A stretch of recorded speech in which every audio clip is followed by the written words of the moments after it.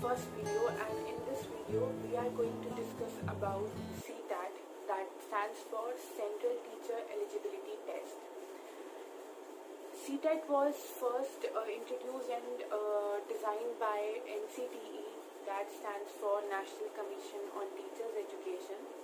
जब 2009 RTE act पास हुआ तो क्वालिटी ऑफ एजुकेशन इम्प्रूव करने की बात कही गई और उसी के तहत NCTE को ये जिम्मेदारी दी गई कि आप टीचर एजुकेशन क्वालिटी इम्प्रूव करने के लिए आप कुछ एग्ज़ाम डिज़ाइन करिए या तो उनके सिलेबस में चेंजेस करिए। तो उन्होंने कहा कि हम एक क्वालिफाइंग एग्ज़ाम रखेंगे जो कि आफ्टर कंप्लीशन ऑफ डाइट और PLED और B.Ed सारे टीचर एस्पिरेंट्स को देना ज़रूरी रहेगा। तो तब ये फर्स्ट टाइम CTAT की बात कही गई और आज जैसा कि आप सभी को पता है कि ये दो पार्ट में लिया जाता है, part 1 and part 2। Part 1 of CTAT is for primary education. जो भी हमारे टीचर्स बनना चाहते हैं प्राइमरी स्कूल्स के लिए 1st to 5th को पढ़ाना चाहते हैं उनके लिए पेपर 1 होता है and paper 2 senior secondary level 5th से लेके 10th तक के जो बच्चे होते हैं उनके लिए होता है और दोनों का ही सिलेबस अलग है कुछ चीज़ों को छोड़ के, जैसे कि चाइल्ड साइकोलॉजी दोनों में कॉमन है बट 1st to 5th वाले में थोड़ा सा बेसिक्स है और सेकेंडरी वाले में थोड़ा एडवांस है। तो इस वीडियो में हम CTAT के बारे में ही डिस्कस करने वाले हैं कि उसका क्या पैटर्न रहता है, कितना टाइम रहता है, एग्ज़ाम कैसे देते हैं। तो आपको ये तो पता चल गया कि CTAT का इंट्रोडक्शन कैसे हुआ और किसने किया। बहुत लोगों को ये बात पता ही नहीं होती है। तो RTE 2009 के बाद NCTE ने इसे लागू किया। NCTE हमारा टीचर्स एजुकेशन का सारा सिलेबस और टीचर्स को कैसे एजुकेशन देनी चाहिए, जैसे NCERT स्टूडेंट एजुकेशन के लिए है, ऐसी NCTE national commission on teacher education ये हमारे टीचर एजुकेशन के लिए है।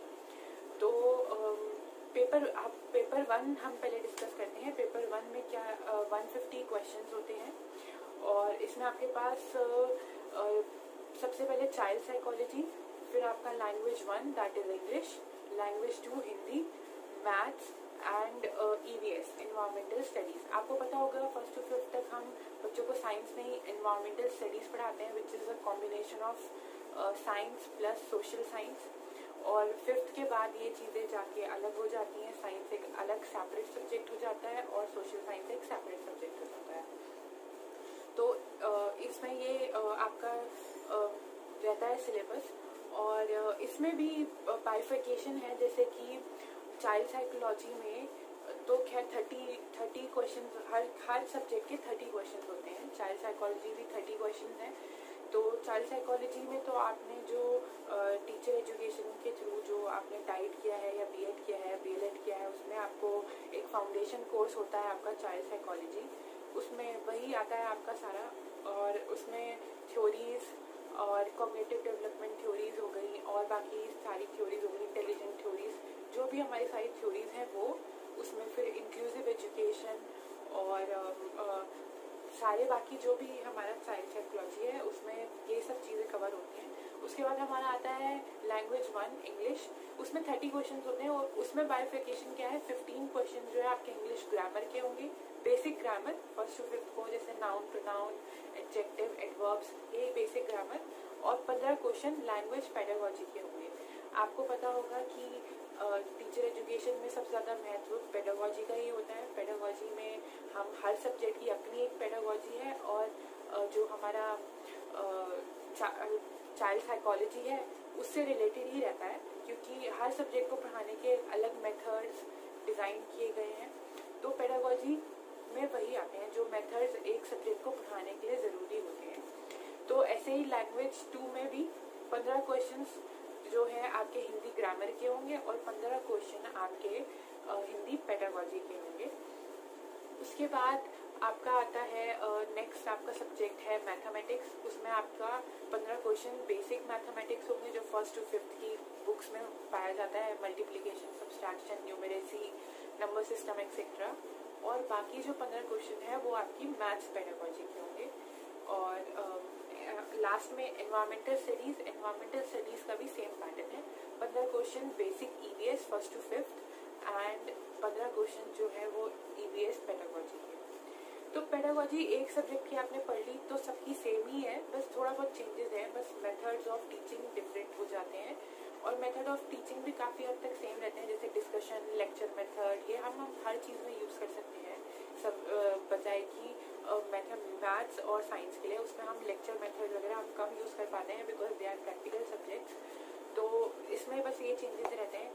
देखिए, कोई भी एग्ज़ाम क्वालिफाई करने के लिए उसका स्ट्रक्चर और सिलेबस समझना बहुत ज़रूरी है, इसलिए ये वीडियो में मैं आपको ब्रीफली आपको समझा रही हूँ कि क्या पैटर्न रहता है और कैसे बाइफिकेशन रहता है क्वेश्चंस में। उसके बाद आपके पास 150 क्वेश्चंस हैं।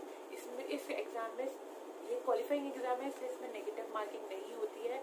हर एक सही क्वेश्चन के लिए आपको 1 मार्क्स दिए जाते हैं। इसका मतलब एक क्वेश्चन 1 मार्क का रहता है और कोई क्वेश्चन अगर आपका गलत हो जाता है तो उसके लिए कोई मार्क्स आपका नहीं कटता है।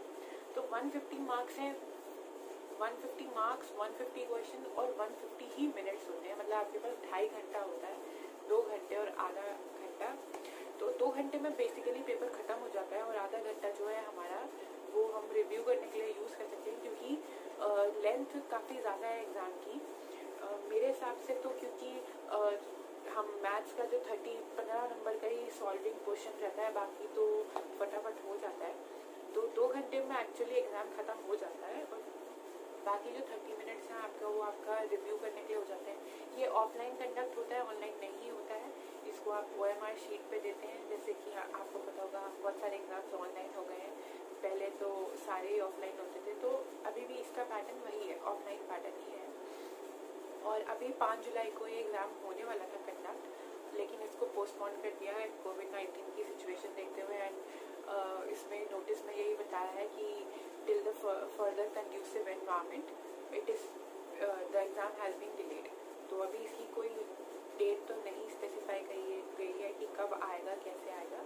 और आगे भी मैं और भी वीडियोस डालने वाली हूँ इससे रिगार्डिंग, और हम सारे सब्जेक्ट्स को कवर करेंगे, सारे कंसेप्ट्स को पढ़ेंगे ब्रीफली। आपको पता होगा well planned is half done, ये बहुत अच्छा जाना माना प्रोवर्ब है। तो किसी भी एग्ज़ाम को क्वालिफाई करने के लिए उसकी स्ट्रैटेजी बहुत इम्पॉर्टेंट होती है। तो स्ट्रैटेजी वाइज सिलेबस को ध्यान में रखते हुए एक एक टॉपिक को हम कवर करेंगे, ब्रीफली कवर करेंगे। तो so this is all for this video and I hope you like it. Don't forget to share, subscribe and like.